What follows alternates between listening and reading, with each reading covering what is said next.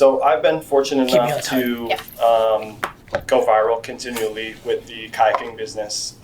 We have over like 400 million views. Yeah, the content is obviously so conducive. Yeah. If you were selling concrete, it wouldn't be as easy. Yeah. Part of the thought process, in my daily work is like, how do I convert more of that to actual business? By taking the content that's gone viral and slightly tweaking it and making it the collateral that you advertise against. Okay. Let me say that one more time for everyone. The greatest thing about organic social right now is the algorithms are not based anymore on what they used to be, which is like your followers. It's now based on the content. So social for the first 15 years was more about like email marketing. Build a list, market to it, get a percentage of them to do stuff. Over the last 2 years, we are fully in the process of the TikTokification of all social. Kind of why I invested in Tumblr. I invested in Facebook and Twitter for the email thing. I invested in Tumblr for the content thing, meaning the social graph used to be based on your social network. Now social media could actually be called interest media because it's based on the interest graph. The Shed could have 19 followers on LinkedIn tomorrow and decide it wants to go, and the first post could get 1 million views if the post itself was good. So you have affirmation from the world that they like this video. Now, 2 things come to mind. One, does that equally mean that they want to buy? No. And then 2, that part you can't control. The part you can control is say, okay, this video got 4 million views organically on Instagram, TikTok, YouTube Shorts. Let me now retake that video and make it much more hard hitting. I'm gonna put a banner at the bottom that says, order now, discount this, let me change the copy. So taking the viral creative and turning it into an ad. The viral creative is building brand, the ad is building performance. We call this brandformance, right? Taking something that's gone well organically and turning it into a conversion, a ticket selling ad, excuse me. Yeah, that makes sense.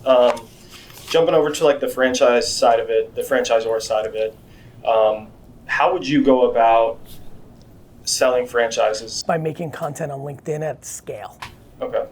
You should be putting out 3 posts a day on LinkedIn saying the same 7 things, 7,000 different ways of why they should work with you. Okay. Fair enough. We put out a bunch of content on Instagram, Facebook, TikTok. Instagram's impossible. Yeah. Right, like everything's about day trading attention. 2023 Instagram is not 2014 Instagram. Right, Instagram's impossible, meaning all that these social networks are is supply and demand. The reason I'm always loud once every 4 years is something is starting to have a lot of demand that doesn't have enough supply yet. Enough of you have been in my circles of content consumption that all of you can probably remember 4 years ago. I'm like TikTok, and I mean everyone across the board is sad that they didn't listen to me. Even if they did it, they didn't do it I didn't do it as hard as I thought I wanted to. As I wanted to. It's like this almost unachievable game. Every time, I remember promising myself after Instagram that the next Instagram, that I was gonna actually go 100%. Not 99, I was gonna stop. I was gonna let them all run the agency for a year. I am gonna go 100%.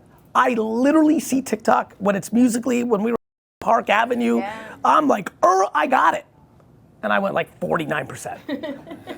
So I know all of you went 12%. So it's because it's supply and demand, I apologize. It's like real estate. Like when TikTok popped, that was like Malibu popping 100 years ago, and like, do you wanna buy beachfront property? Because by the time you get to Instagram today is like buying, you're not even in Malibu anymore. That's how far out, it's so mature. What happens is more people, today, more content will be produced for Instagram than any day in the history of Instagram. However, in the last 4 years, 20 to 40% of that attention has gone onto TikTok. They've lost attention. Today, more ads will be spent on Instagram than any day in the history of Instagram.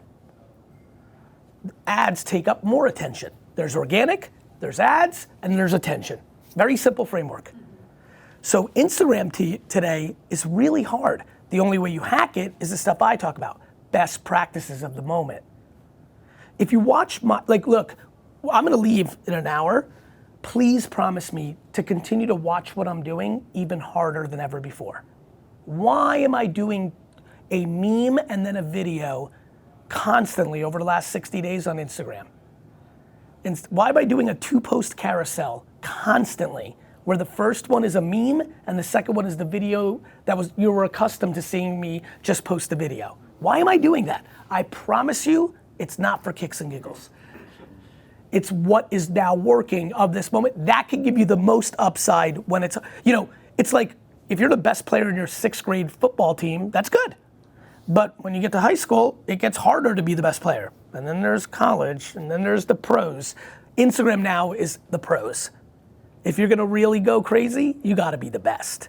Whereas other platforms, you could still be 6th, you know what I mean? LinkedIn, first of all, don't forget who's on LinkedIn, why they're on LinkedIn and what they're doing in there. They're looking for business opportunities. So your hard-hitting join my franchise is gonna hit harder in LinkedIn than it's gonna hit even to the same person.